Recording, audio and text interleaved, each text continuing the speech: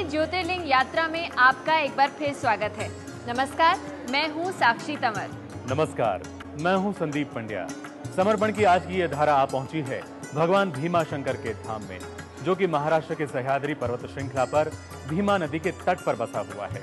तो आइए हमारे साथ आप भी कीजिए भगवान भीमा शंकर के दर्शन, जो समस्त मानव जाति के दुखों को हरने वाले हैं और जगत का कल्याण करने वाले हैं। पावन पावन नाम नमः शिवाय, सुंदर सुंदर नाम नमः शिवाय, मधुर मधुर नाम नमः शिवाय, आनंद आनंद नाम नमः शिवाय। यो डाकिनी शाकिनी का समाजे निशव्यवाण पिशिताशनस्य सदैव भीमादि प्रसिद्धम तम शंकरम भक्तहितं नमामि।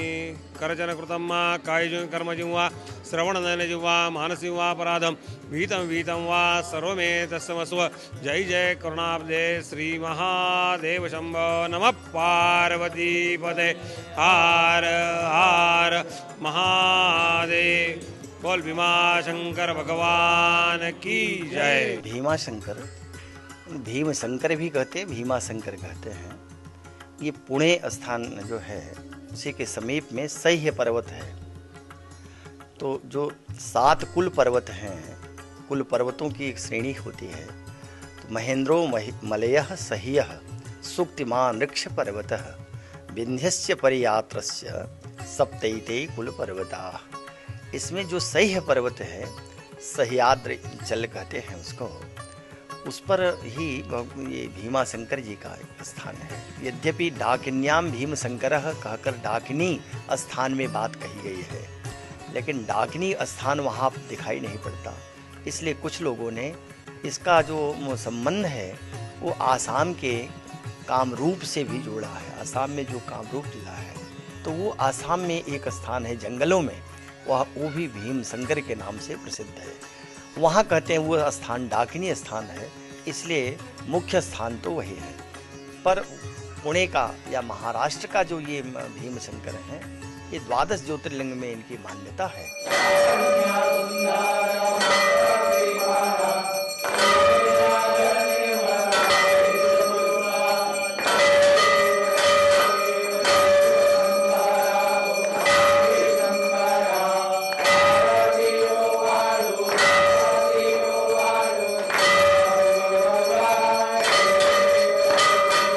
भीमासुर के वध के कारण भीम राजा की प्रार्थना पर भगवान शंकर ज्योतिर्मय लिंग के रूप में वहाँ स्थापित हो गए, प्रकट हो गए, और तब से उस स्थान का नाम भी भीमा शंकर हो गया। भीम रूप धारण करके, बड़ा रूप धारण करके शिवजी ने त्रिपुरासुर नाम का दैत्य था, उसका संहार किया। बड़ा रूप धारण करके लिया, इसलिए उसको भीमा शंकर बोलते हैं।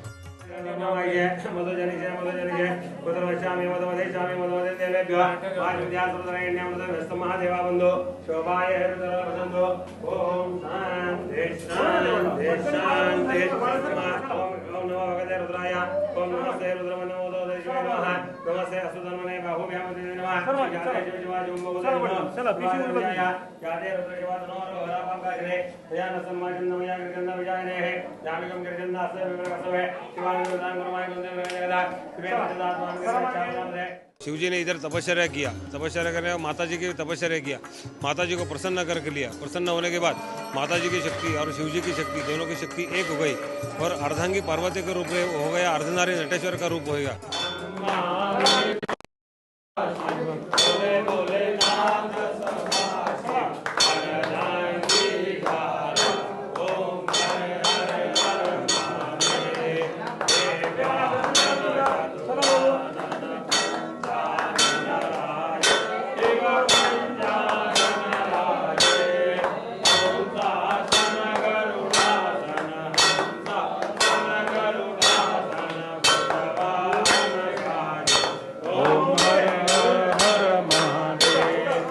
भीमा शंकर, भीमा नाम का एक दैत्य था, उसने अत्याचार किया था।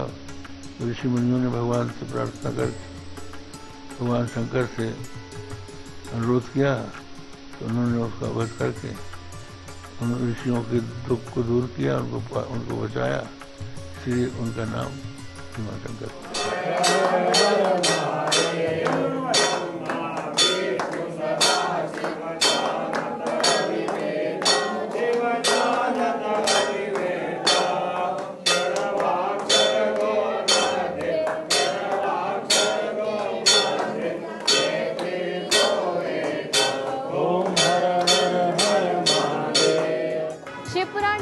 अन्य कथा के अनुसार भीमा या भीम नाम का राक्षस यहाँ की जनता को बहुत परेशान कर रहा था।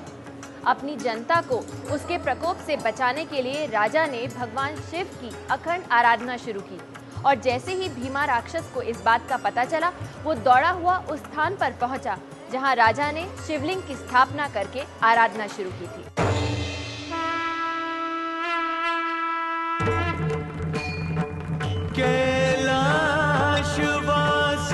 अविनाशी भोले शंकर जय हो, जगतपति है महादेव अभयंकर जय हो, अभयंकर जय हो।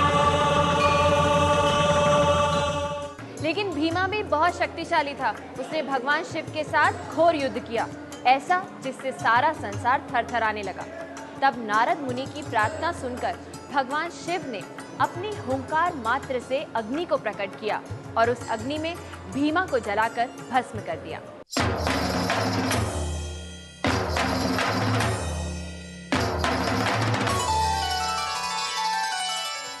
भीमासुर को भस्मीभूत होते हुए देखकर देवतागण और ऋषि मुनि आनंद विभोर होकर भगवान आशुतोष को प्रार्थना करके ये कहने लगे कि प्रभु, आप इसी स्थान पर अपने परिवार समेत निवास कीजिए।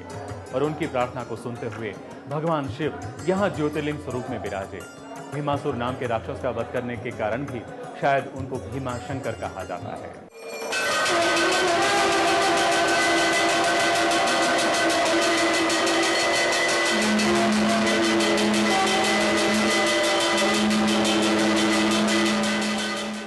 और कार्तिक शुद्ध प्रतिपदा से पूर्णिमा तक यहाँ उनका घनघोर युद्ध हो गया और कार्तिक पूनम के दिन उस राक्षस को इधर मार दिया गया।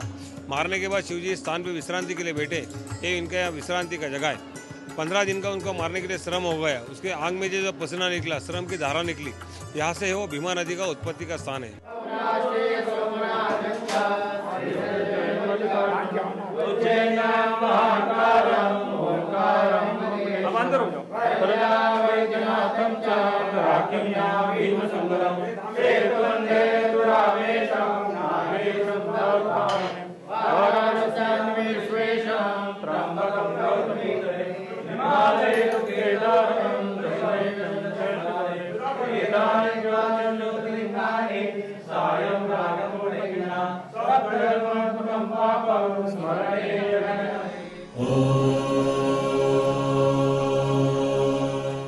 भीमा के शरीर की भस्म से यहाँ आसपास के क्षेत्र में कई औषधियाँ उत्पन्न हुई जो मानव जाति का दुखों और रोगों से निवारण कर रही है। तभी तो भगवान भीमाशंकर को समस्त मानव जाति के दुखों का विनाशक और कल्याणकारी कहा जाता है। वही सावन के महीने में भगवान भीमाशंकर के दर्शन करके आप और हम धन्यता को प्राप्त कर रहे हैं।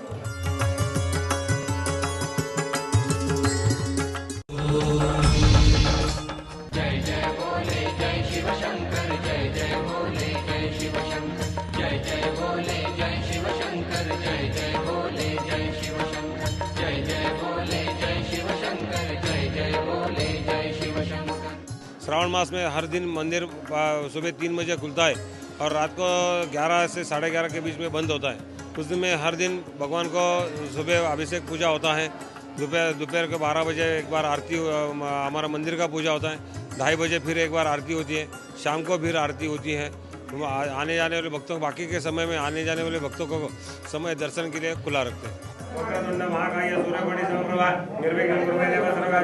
ओम गणानां त्वा गणपतिं नमः वैकुंठं कविराजं नमः जयराज ब्रह्मणा निषेधाय नमः ओम भूर्भुवस्सुवः सिद्धिर्भूतैः महागणाधिपतये नमः पवित्र पवित्र वा सर्ववसन्तोभिमा यस्य पूर्वस्वां दस्सा पितरवरेण्यं भर्गो देवस्य धीमहि धियो न प्रचोदयात् मानसोकेतनीयमान आयुष्मान घोषमान अश्वयजाय वेदांत मामले श्री भवानी भीमशंकर महारुद्रवदा पुनः लाल दिने का पूरा जल भवानी भीमशंकर महारुद्रवदा पुनः पादयोः पाद्यं स्नानं दर्शयामि पाद्यं।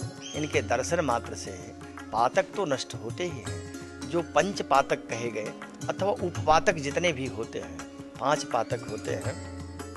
ब्रह्म हत्या का पाप लग गया हो, अथवा सुरापान का जो दोष होता है पाप लगता है। स्ते माने कहीं विशेष चोरी कर लिया है, किसी का माल हड़प लिया, और गुरुवंग नागम अपने से श्रेष्ठ किसी पराई स्त्री से संबंध बनाया, तो ऐसे लोग या इनके संसर्ग में जो रह रहा हो, ऐसे 5 प्रकार के महापातक कहे जाते हैं। इन महापातकों का शमन भीमा शंकर के दर्शन से समाप्त हो जाता है। भवानी भीमशंकर महारुद्रवदा आसन मात्रणे जगन्ना सर्वादा कृपचारा दिलग्रवजगन्ना ये तीर्थानि विचरन्ति सुखावन्दनं जेता वन्दजव्या रुद्रवदने देशांगदाद्रवदने वदनमानस्मते नमो रुद्रेभ्यः सर्वेषामन्नवासस्य भजे हे नमस्ते नमो सीधा आगे करो।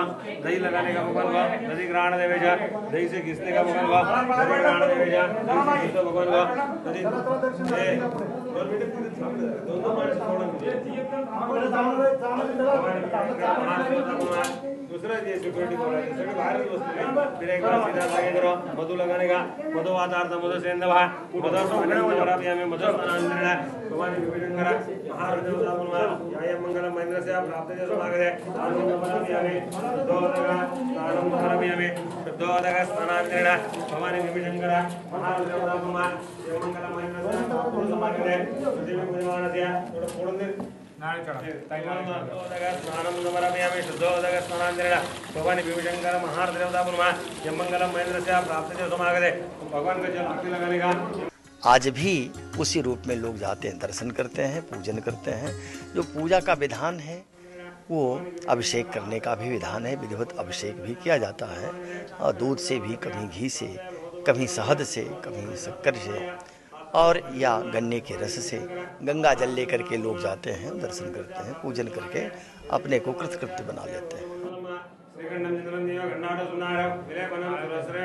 चंदनम प्रतिक्रियताम विलेपनार्थे चंदनम समर्पयामि भवानी भीमशंकर महारुद्रवदा पुनः पार्वतीये नमः हरिद्रा कुंकुमंजा सकल सौभाग्य नाना परबल।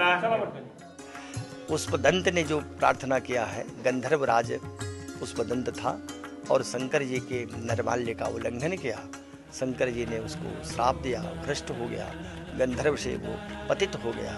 तब उसने उस पुष्पदंत ने भगवान शंकर की आराधना किया है। एक स्तोत्र लिखा है, महिम्नः पारम ते परम विदिशो यद्य सदृशी। तो इस स्तोत्र का जो वहाँ पाठ करते हैं उनको विशेष लाभ और विशेष कामनाओं की पूर्ति हो जाती है।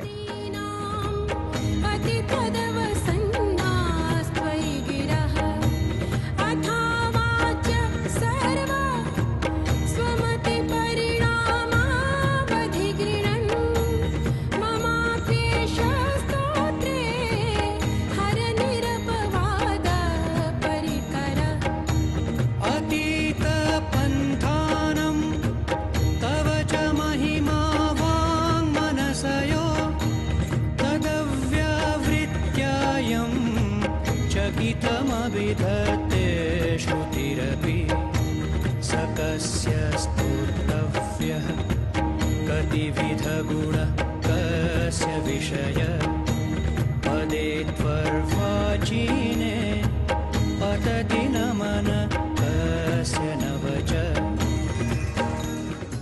समर्पण की आज की इस धारा में बस इतना ही।